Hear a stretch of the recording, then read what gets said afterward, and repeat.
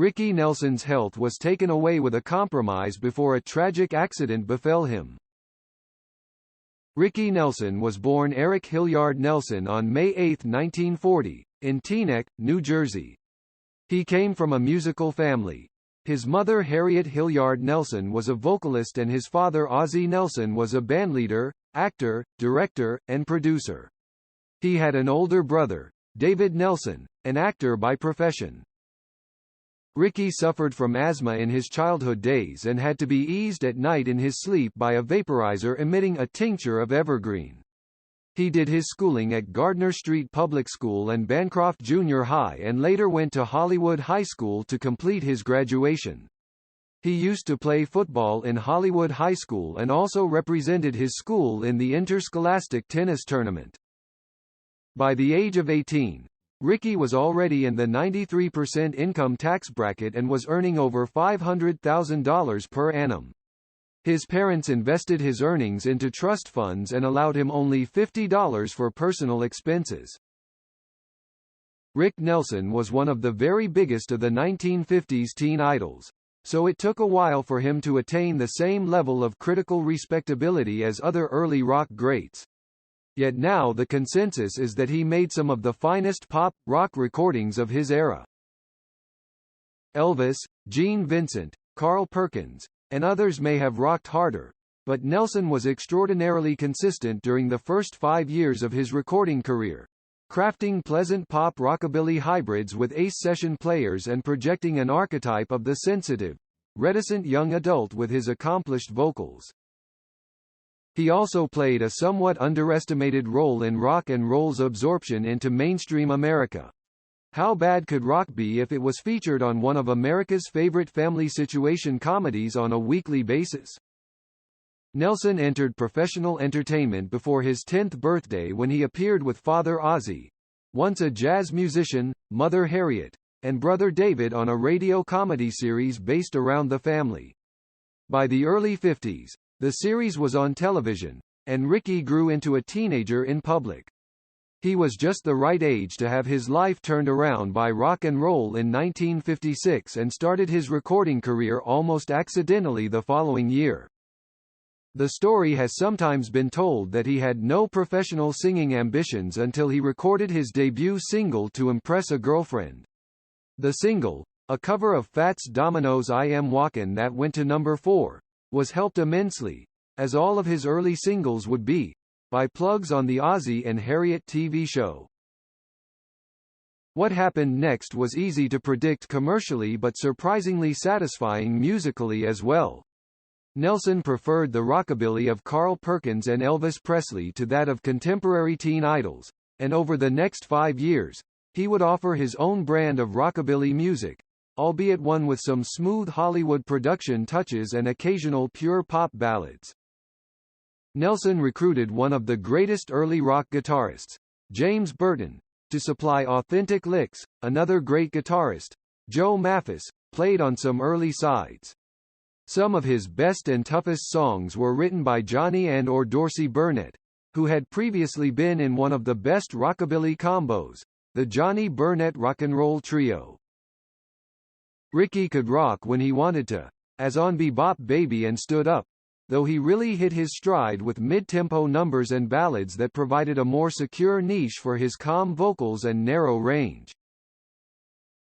In 1957, when Nelson was 17, he met and fell in love with Marianne Gaba, who played the role of Ricky's girlfriend in 3 episodes of Ozzie and Harriet. Nelson and Gaba were too young to enter a serious relationship, although according to Gaba we used to neck for hours. The next year, Nelson fell in love with 15-year-old Lori Collins, a country singer appearing on a weekly telecast called Town Hall Party. The two wrote Nelson's first composition, the song My Gal, and she introduced him to Johnny Cash and Tex Ritter. Collins appeared in an Ozzie and Harriet episode as Ricky's girlfriend and sang Just Because with him in the musical finale. They went steady and discussed marriage, but their parents discouraged the idea. Harriet Nelson never approved of Ricky's teenage girlfriends or of his dating during those younger years. She had certain expectations for Ricky's personal life as well as his career. From 1957 to 1962, he was about the highest-selling singer in the U.S. except for Elvis, landing in the top 40 about 30 times. Poor Little Fool and Lonesome Town, 1958, were early indications of his ballad style.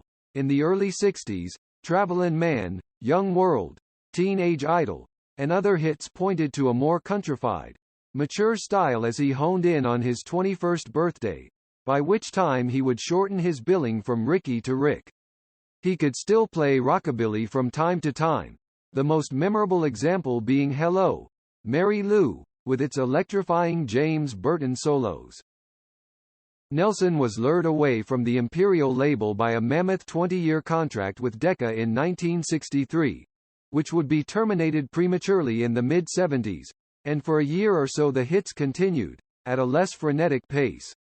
Early 1964's For You, however, would be his last big smash of the decade. In the meantime, he continued to appear on Ozzie and Harriet, although by the mid-60s even that institution was declining in popularity, leading to its cancellation in 1966.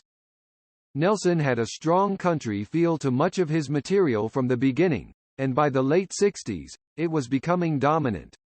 He covered straight country material by the likes of Willie Nelson and Doug Kershaw and formed one of the earliest country rock groups, the Stone Canyon Band, with musicians who had played, or would play, with Poco, Buck Owens, Little Feat, and Roger McGuinn. A cover of Bob Dylan's She Belongs to Me made the top 40 in 1970, but his country rock outings attracted more critical acclaim than commercial success, until 1972's Garden Party. A rare self-composed number, based around the frosty reception granted his contemporary material at a rock and roll oldies show, it became his last top 10 hit. Ricky Nelson's health was taken away with a compromise before a tragic accident befell him. Ricky Nelson experienced an incomplete marriage that cost him health and money with his wife Chris Harmon. In 1975, following the birth of their last child, the marriage had deteriorated and a very public, controversial divorce involving both families was covered in the press for several years. In October 1977, Chris filed for divorce and asked for alimony, custody of their 4 children, and a portion of community property. The couple temporarily resolved their differences, but Chris retained her attorney to pursue a permanent break. Chris wanted Rick to give up music, spend more time at home, and focus on acting, but the family enjoyed a recklessly expensive lifestyle, and Chris' extravagant spending left Rick no choice but to tour relentlessly. The impasse over Rick's career created unpleasantness at home. Chris became an alcoholic and left the children in the care of household help. After years of legal proceedings, they were divorced in December 1982. The divorce was financially devastating for Nelson, with attorneys and accountants taking over $1 million. Years of legal wrangling followed. He died in a private plane crash on December 31, 1985, on his way to a New Year's Eve gig in Dallas, at the age of 45. Nelson would continue to record off and on for the next dozen years and toured constantly, yet he was unable to capitalize on his assets. A big part of the problem was that although Nelson wanted to play contemporary music, he didn't write much of his own material, which was a basic precept rock act after the advent of the Beatles.